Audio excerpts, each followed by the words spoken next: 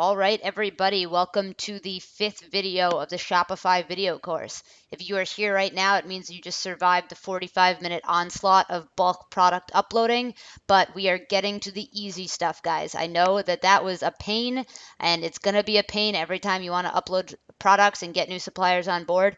But the rest of it should be pretty easy from here on out.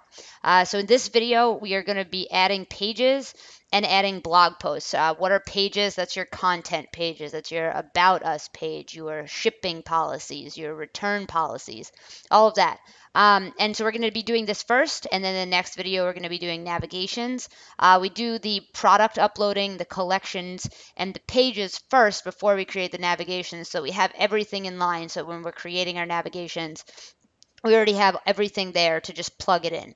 So right now you'll see the page I am still on is the product page where you can see all of our products listed. And to add pages, I'm going to come over to online store and then click pages. And you'll see here that we don't have any pages right now, but we are going to go ahead and start adding our pages. So there's a few pages Anton suggests in the blueprint, and we're going to go ahead and add those. And then I'm also going to show you other things that you should be adding as well. So the first page we're going to add, we're going to click add a page, and we're going to do our About Us page first, right? So the title of the page, About Us. And then also I have pulled up here is the Dropship Lifestyle Blueprint in Module 5, Optimizing for Conversions. And then I'm in 5.2, Content Templates. So Anton goes over all of this in the video above, and then he also has the content templates listed below. So I'm going to highlight the About Us page, and I'm going to paste it in here. Then I'm going to go through this because there's some things we need to change that are specific to our store. So our website name is razorsharpshaves.com. Our niche is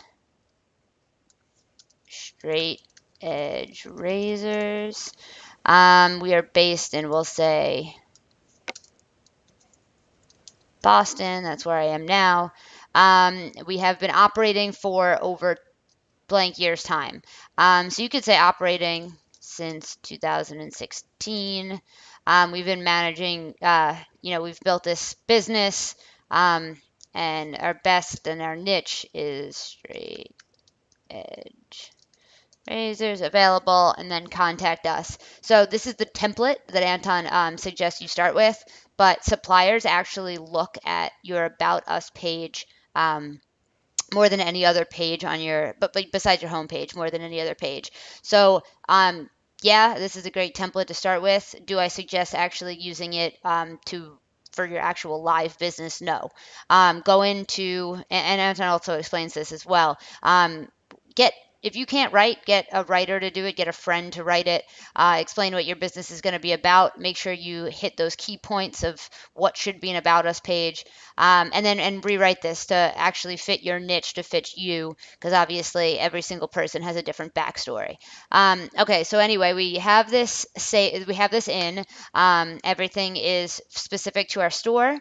If we go to, again, edit website SEO, we can change, so you say about razor sharp shaves. We can change this to add keywords about razors. Again, we want it to be sentences. We don't want to just add keywords, but it's a good spot to have keywords in there. And then we want this page to be visible. If we click hidden, we'll see it on our back end of Shopify, but our customers will not. And then template, we're going to leave this as a page template, and we will click save. So that is our About Us page. And then the next page Anton suggests is our shipping and returns policy. So we're going to copy that, add page, say shipping and returns, and paste that in. Again, there's two sections here that we have to change. razorsharpshaves.com and razor. Again, guys, it's important to make sure that this policy works for your suppliers, works for your margins. Because you're saying here they're subject to a $20 administration fee. Obviously, that should be different depending on your niche. You might want to not do that at all.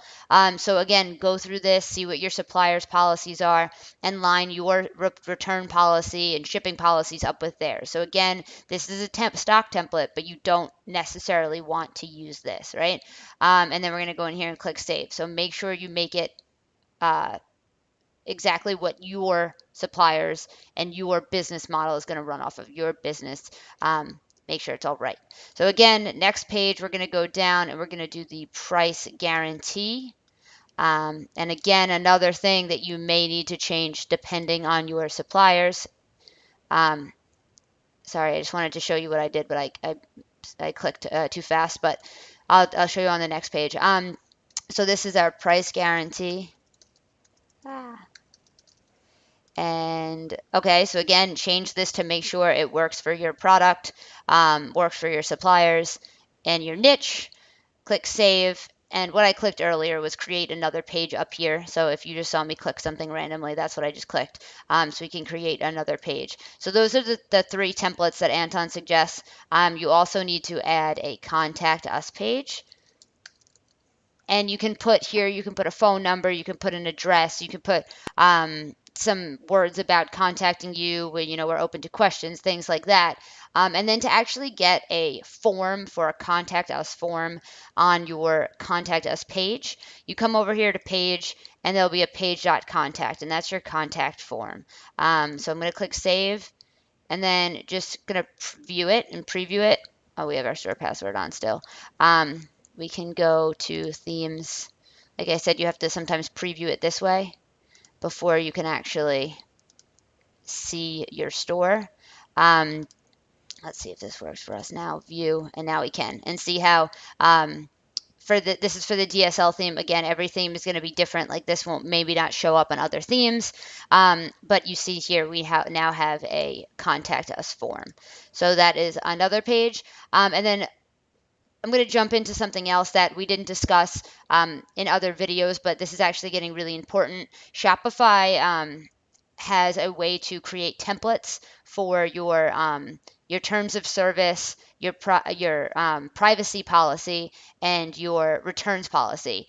The most important one is your privacy policy because Google Shopping requires you to have a privacy policy on your store. So what we're going to do is add page and then privacy policy and click save. And you're saying, like, do I have to write up a privacy policy? I don't know what I'm doing. If you come down to settings and then go up to checkout, you can scroll down and see this section here called refunds, privacy, and terms of service statements. You can generate, if you didn't want to use the dropship lifestyle refund policy, you can click here and generate a policy. But the most important one is your privacy policy. In here, it's going to be showing email addresses, and if you don't have it's going to show this domain. So make sure you go through here and you change this. If you don't want your address showing there, make sure you change it to a different address. If you need a different domain name, add that there. Email addresses, all of that stuff. Go through and make sure it actually is what you want your customer to see, because this is going to be showing some of your backend stuff. But basically, highlight this. It's pretty long. Highlight that. Then go back into online store, back into pages, back into privacy policy. Click in the content section, paste, and save. So now we have our privacy policy up as well. So again, we have our about us, contact us, price guarantee, privacy policy, and shipping and returns. Some other pages you can have are review pages where you put customer reviews. You can have, depending on the apps you install, you can upload pages to have those apps included. You'd have to go through each app to see if that's possible, but that's another pages you can create. Buying guides are huge here, so you can create a buying guide for your customers and kind of lead them into the product that has your best margins or the product gets the least returns and that people are looking for. So you can create a buying guide or a holiday guide under pages and then have all different pages. So that's how you create those 5 general pages. And then I'm going to show you how to add add blog posts. So again, we're still in online store, and now we're going to be going to blog posts. So this is very similar to how we just created pages. We're going to create a post, and we are going to say we'll call this post 1. Again, this is just for show. This would be your title, your post, and then some content. So I'm just going to write, hello, welcome to our blog. Check back for new posts and exclusive offers soon. So the author is me because I'm writing the post. What blog is this going to be under? This is under our news blog. If you want to add a new blog and change the name of news, you can do so by clicking here. We can add an image that will be used in different places depending on our theme. And then we can add tags if we are going to be writing a lot of blog posts. Say we're going to be writing a blog post a day, and we really want all of our content easily sortable and our customers to be able to search through it. Tags will be doing that the same way as we did tags for our products. And then make sure your blog post is visible, right? So save, and here we go. We have our first blog post. So if we want to view it, you can see here we're on our blog post and we have this blog, and you can have, again, images. Our tags would show up here. This would look different for each theme, but that's how you upload a new blog. And then some people don't want their name under author, so I'll show you a quick little tip of how to go about changing that. If you go into settings and then you go to account, you can add a staff account and you can do your store name. So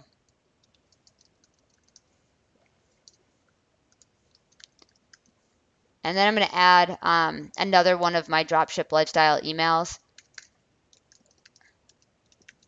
that I've used for this, and I'm going to create a staff account.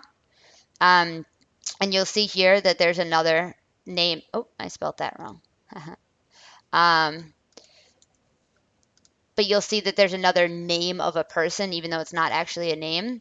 I don't know if you actually have to verify it beforehand, but I believe if you go back into your blog, if you go back into your blog posts, now you can do another name, right? Your author is your store name, so that when you actually go into here, it won't say by Laura Crowley. If you don't want your name visible, it can show now your store name. So that's just a little trick. Okay, so that is how you upload pages. And again, you can do, these are your 5 standard pages, but you could do many more, many less. Not many less, you want these 5, but you could change them if you don't want them to be the standard templates from Dropship Lifestyle. And you should change them to really fit your niche, fit your market, and fit you as the business owner.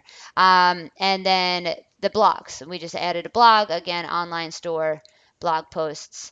And then you can add blogs. If you want to add another blog, not a post, but a whole another blog, you can go into manage blogs, and then you can add a whole new blog. So if you wanted to do 2 blogs, say one that was all lifestyle stuff and not actually related to your products, you can add a new blog here.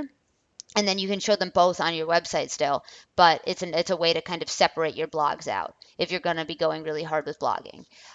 So again, that's how you add blogs and pages. And in the next video, I'll show you how to add the products, collections, and pages to your navigations and start actually creating the store. See you guys in the next video.